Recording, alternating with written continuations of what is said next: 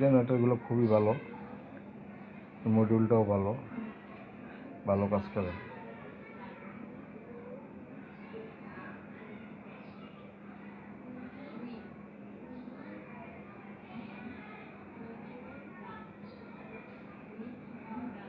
যেখানে দেখতে পাচ্ছেন পুরান মোবিলগুলা, যেগুলা ড্রেন করছি, মোবিল ড্রেন করতে অনেক কষ্ট হয়েছে।